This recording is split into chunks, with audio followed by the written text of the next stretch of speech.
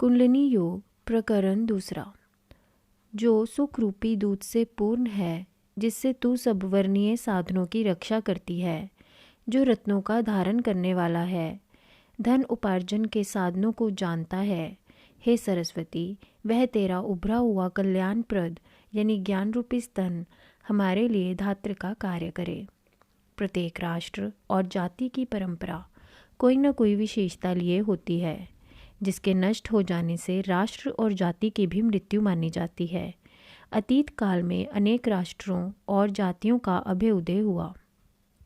वे अपने युग के मानव जातियों जगत की शिरमोन मानी जाती थीं, परंतु आज उनका नाम केवल ऐतिहासिक अन्वेषण के जिज्ञासुओं की दिलचस्पी का विषय मात्र रह गया है। मनुष्य मरता है और अपने जीवन के बहुमूल्य अनुभव एवं संपादित ज्ञान विज्ञान से सुशिक्षित संतान छोड़ जाता है।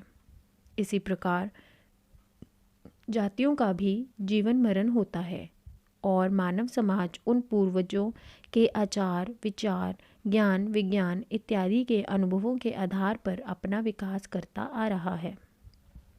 यद्यपि एक मनुष्य के अनुभव उसकी आयु में उसकी संपत्ति माने जा सकते हैं, उसके पश्चात वे विश्व की संपत्ति बन जाते हैं, परंतु बहुशाखीय विश्व ज्ञान के बहुविध स्रोत एक ही जाति या राष्ट्र में बहने असंभव है। किसी की परंपरागत संस्कृति व्यापारिक, किसी की कला कौशल या किसी अन्य विद्या प्रधान होती है।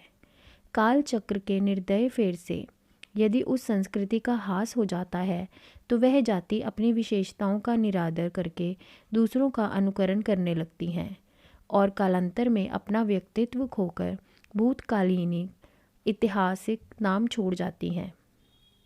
भारतीय संस्कृति प्राचीनतम है। यह जाति वैदिक काल से अपना उदय मानती है और आज भी जीवित है। उसकी जीवन शक्ति का रहस्य क्या है? इस प्रश्न का उत्तर स्वामी विवेकानंद ने एक शब्द में दिया, आध्यात्मिकता। विद्या के भेद कहे गए हैं, परा और अपरा। परा ही आध्यात्मिक विद्या है, जिसे प्राप्त कर मनुष्य ब्रह्मा को प्राप्त हो अमर हो जाता है। इतना ही नहीं, उसके कुल अथवा वंश में कभी ब्रह्मवेत्ताओं का अभाव नहीं रहता, इसीलिए वह कुल सदा जीवित रहता है।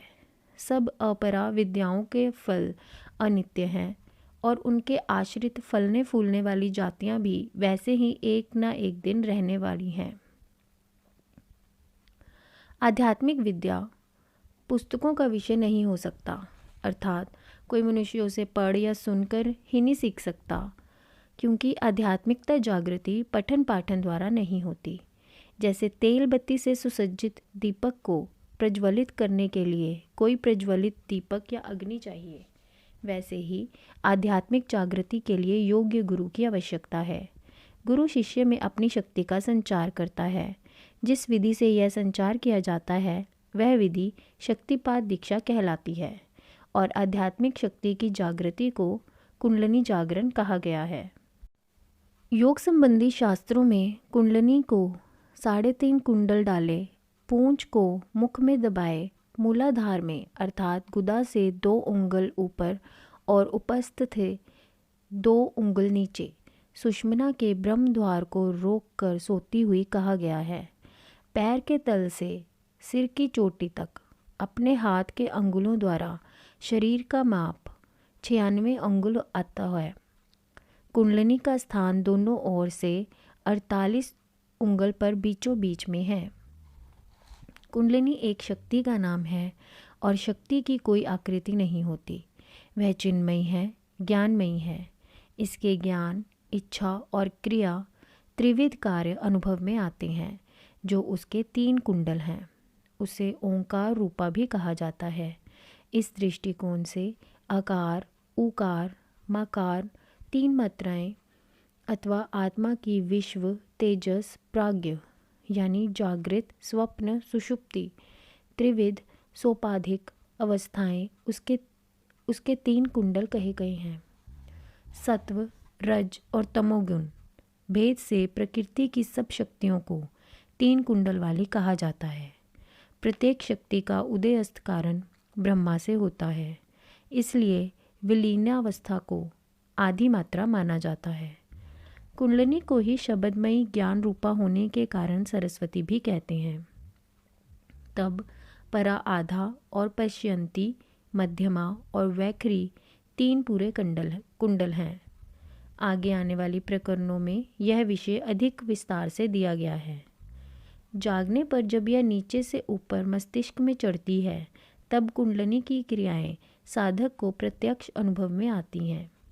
वह मूलाधार से जागकर ऊपर जाती है और नीचे उतरती है। यह क्रम सदा चलता रहता है। ऊपर चढ़ने को आरोहण और नीचे उतरने को अवरोहण कहते हैं। आरोहण द्वारा जब मन बाहरी विषयों से हटकर दृढ़तापूर्वक आत्मस्थित हो जाता है, तो जागृत समाधि की वह अवस्था उन्मनी अथवा अमनस्क अवस्था कहलाती है, क्योंकि तब मन का संकल्प विकल्प करते रहने का स्वभाव सर्वथा आत्मस्थित हो जाता है।